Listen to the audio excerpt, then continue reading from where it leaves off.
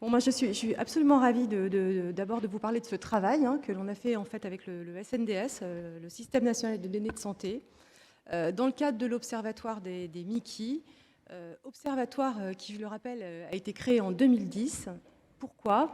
Pour pouvoir mettre à disposition des données des patients, des données épidémiologiques, des données de qualité de vie, des données observationnelles, de façon accessible pour les patients et aussi, bien sûr, pour les professionnels de santé.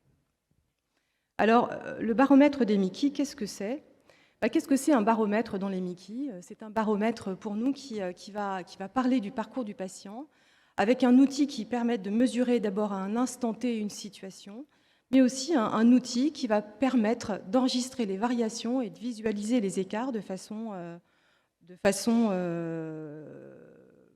répétée. Et pourquoi en fait un baromètre dans les MICI, c'est important pour nous? Parce que tout simplement, on a besoin en tant qu'association d'orienter nos actions et donc il faut que ce soit collé évidemment aux besoins des patients et à leurs données de vie réelle. Et puis aussi, on a besoin de mesurer l'impact de la maladie parce que, bon, on est tous d'accord qu'il faut qu'on trouve un traitement efficace, mais en attendant, mesurer l'impact de la maladie sur la vie de tous les jours, ça permet aussi finalement d'améliorer, ou en tout cas d'essayer d'améliorer cette vie et cette qualité de vie, et puis aussi d'améliorer les soins.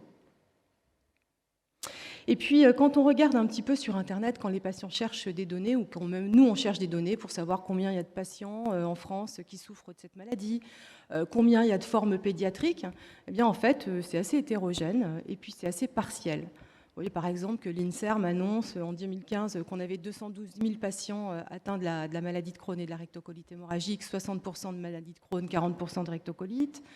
15% de cas pédiatriques, mais une autre source sur la FMC Gastro parle de 100 000 à 150 000 malades. Nous-mêmes, dans le cadre de l'Observatoire des MICI, on donne des données qui sont effectivement très intéressantes, qui sont les données d'Amélie sur les patients qui sont en ALD, et là on annonce 184 820 patients, mais finalement tout ça est relativement partiel et assez hétérogène. Et puis, on a aussi un manque de données publiées. Ces données existent, mais elles ne sont pas publiées, on ne les voit nulle part, par exemple sur les arrêts de travail dans les MICI, le nombre de stomies, les hospitalisations, la mortalité. Et donc, le système national des données de santé est en mesure de répondre à ces questions. Mais finalement, le constat, c'est que son utilisation aujourd'hui reste réservée à un petit nombre d'experts, et notamment parce qu'on sait que ces données médico-administratives sont relativement complexes. Et alors, en fait, nous, on pense qu'il y a vraiment une nécessité à démocratiser son accès. Et en 2021, donc le Health Data Hub qui a lancé un ensemble d'actions citoyennes et dont une expérimentation de requêtes à la demande, une requête à la demande dont ont pu bénéficier les associations de patients avec la mise à disposition de chiffres pour dénombrer, caractériser les patients dont elles représentent la pathologie. Et donc l'AFA a pris cette opportunité pour contracter un partenariat avec le Health Data Hub via une expérimentation. On a été une des premières associations de patients à pouvoir en fait utiliser les données du SNDS pour faire un service de requête à la demande, qui devrait en fait désormais être annualisé pour essayer d'avoir des données qui sont en fait dans le temps, qui peuvent évoluer. Et donc ça a permis à l'association de disposer d'un petit tableau de bord qui rassemble des indicateurs simples. Ce que vous allez voir, c'est vraiment le prémisse en fait, les prémices de ce travail, mais pour caractériser mieux la population des personnes qui sont atteintes de MICI et leur prise en charge. Dans le groupe de travail, on avait évidemment des personnes de l'AFA, avec des patients, des proches de patients. Et puis, on avait un gastroentérologue qui est quand même reconnu aujourd'hui comme étant un expert en fait, pour vraiment manager ces données de santé, qui est Julien Kirchesner. Et puis, on avait évidemment une équipe du Health Data Hub très aidante pour nous aider effectivement à avoir ces types d'indicateurs. Alors l'objectif sur ces indicateurs, c'était vraiment d'avoir des choses relativement simples, tout simplement une déclinaison des patients par sexe, une déclinaison par classe d'âge, une répartition géographique, le nombre d'hospitalisations, le volume des principales chirurgies digestives et la part des personnes qui avaient une pause de stomie digestive, le nombre de jours moyens d'arrêt de travail dans l'année, le recours aux principales classes de médicaments et puis les déclinaisons des ALD pour identifier les pathologies associées au MIC. Je vais vous montrer quelques résultats. Ce qui était important, c'est comment en fait on allait circonscrire avec les données en fait du SNDS la maladie. On a décidé en fait de choisir l'algorithme de repérage qui avait été déjà décrit par la CNAM dans un document de méthodologie médicale. Et donc, vous voyez ici les différents critères que l'on a pris pour pouvoir circonscrire en fait les pathologies et les demandes, donc les MICI et les demandes que nous souhaitions avoir vis-à-vis de ces pathologies.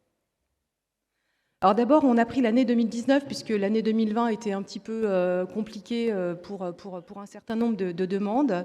L'année 2021, c'était l'année où on a commencé à entamer ce travail.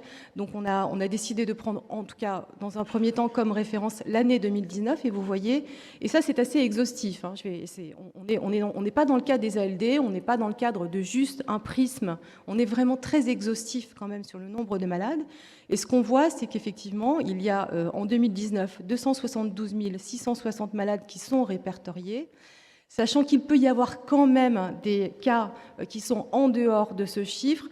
Ce seraient probablement donc des patients qu'on aurait blanchis de la maladie grâce à Léon Maggiori et qui pendant 10 ans n'auraient pris ni médicaments et n'auraient pas été hospitalisés, ce qui est quand même un petit peu à la marge.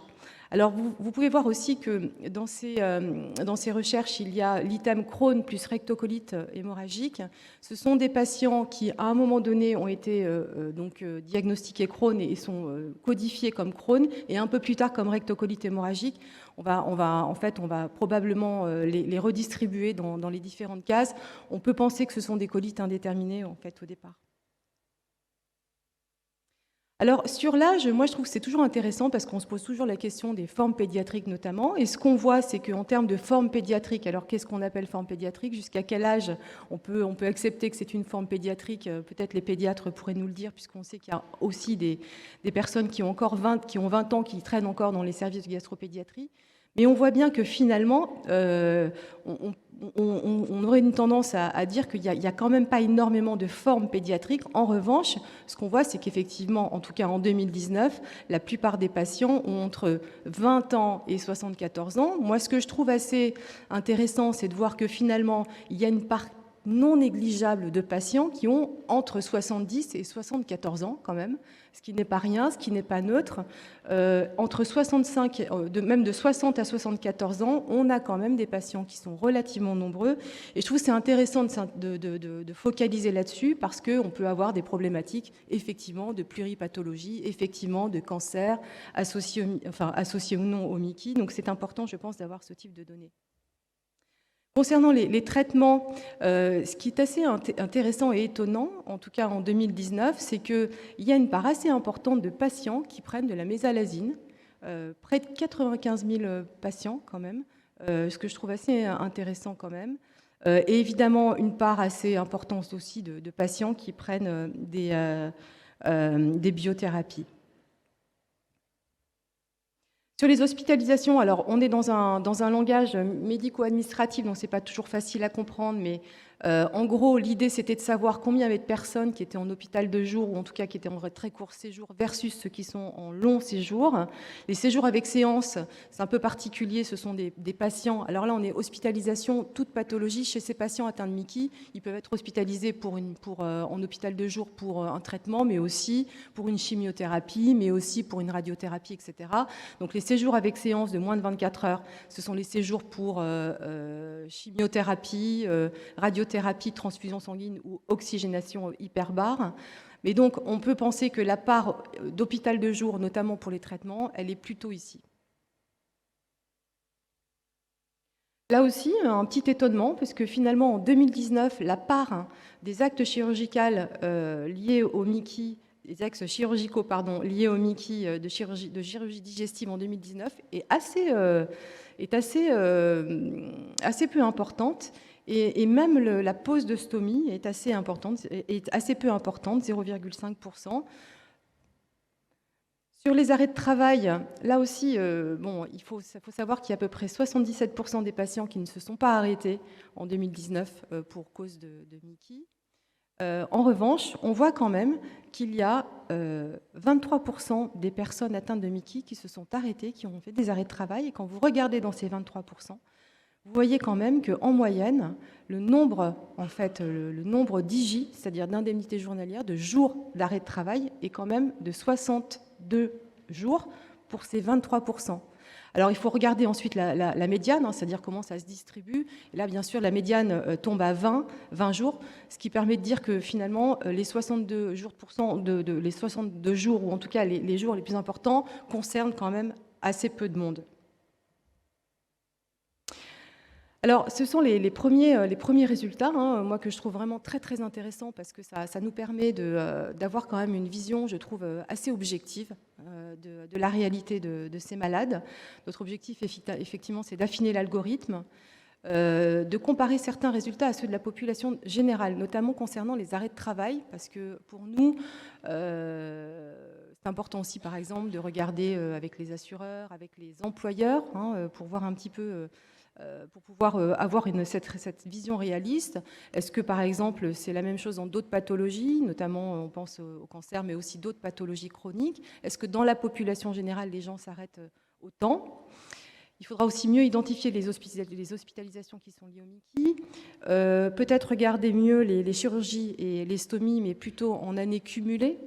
Et puis, on va essayer de faire une requête annuelle pour mesurer les différentes variations. On va aussi s'appuyer sur ces résultats ou ces premiers résultats pour essayer d'élaborer un projet de recherche qui soit plus approfondi en lien avec le SNDS pour dessiner vraiment un véritable parcours patient, parce que je crois qu'en fait, on en a tous besoin. Et puis en 2023, on va aussi refondre l'Observatoire national des Mickey pour communiquer davantage et mieux sur ce type de résultats avec des datas qui sont plus des data visualisation, c'est-à-dire relativement accessible évidemment à vous, accessible aux patients, accessible aux personnes qui le souhaitent. Je vous remercie.